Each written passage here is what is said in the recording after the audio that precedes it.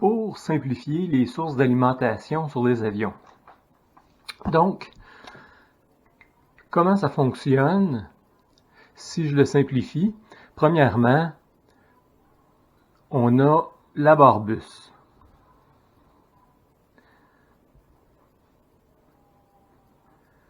Donc, cette barre bus-là sert à distribuer la tension et le courant sur les différents systèmes. Donc, chacun des systèmes est branché à la barre bus et protégé par un disjoncteur. Donc, tous les disjoncteurs sont reliés à cette barre bus-là.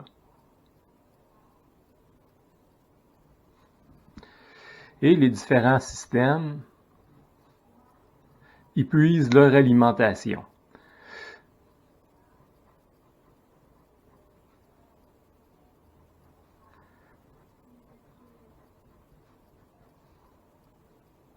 Donc, ce système-là, ça peut être n'importe quoi. Ça peut être des moteurs, ça peut être des lumières, ça peut être des radios. Mais pour que ces systèmes-là puissent puiser leur tension au niveau de la barre bus, cette barre bus-là doit être alimentée. Donc, l'alimentation sur un avion provient de différents endroits. On peut avoir comme alimentation notre batterie.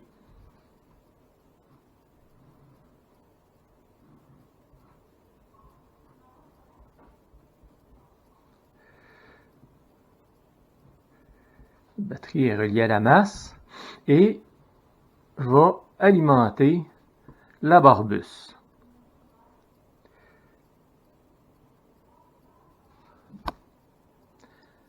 Donc, si je mets cette batterie-là en ligne, j'alimente la barre bus et je peux alimenter mes différents systèmes. La batterie va servir normalement au démarrage de mon avion. Une fois que le moteur est en marche, je ne me servirai plus de ma batterie. Je vais me servir plutôt de la génératrice ou de l'alternateur, si c'est un moteur à piston.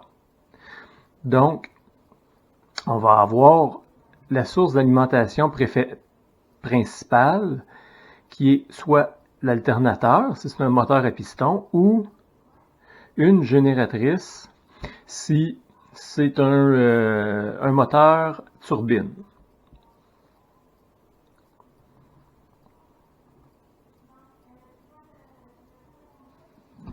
Qui va alimenter ma barre bus.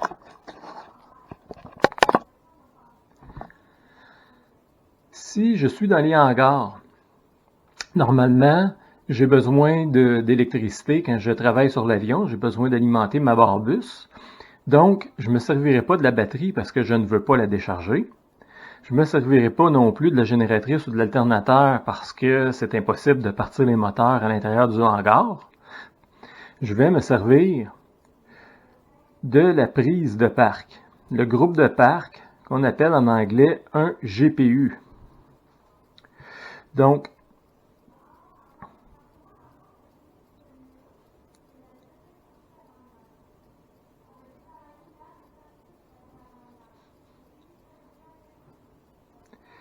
la prise de parc, une des choses qu'il faut remarquer, c'est que j'ai 3 contacts. 2 grands contacts qui sont la masse et le positif, et un petit contact qui est le contact d'activation pour le relais de la prise de parc.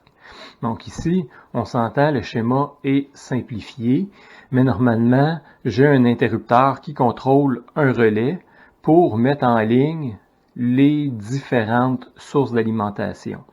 Donc sur un avion comme un Cessna, je vois 3 sources d'alimentation, soit la batterie qui me sert normalement au démarreur. En temps normal, lorsque l'avion est en marche, je me sers de mon alternateur ou de ma génératrice. Et dans les hangars, de la prise de parc. Si jamais ma génératrice tombe en panne quand je suis en vol, à ce moment-là, la batterie va prendre le relais pour alimenter mes systèmes. Mais ça, on s'entend pour une durée de temps qui est limitée jusqu'à ce que la batterie soit déchargée. Donc, normalement, je vais avoir une procédure pour atterrir le plus vite possible.